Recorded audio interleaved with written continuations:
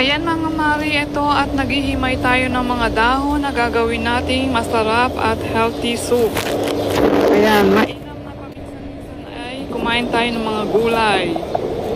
Masustansyang mga gulay para sa ating kalusugan. Ayan. Pagkatapos nga nating himayin ay hugasan nating mabuti.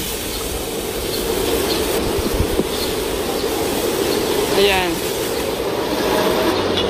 And then, magpakulo tayo ng tubig na may luya at ilagay natin ang mga lahok katulad ng karne.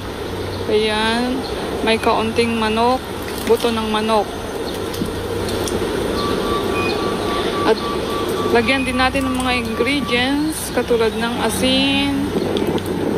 Ayan, magic sarap. Patipan at hayaang kumulo. Ayan.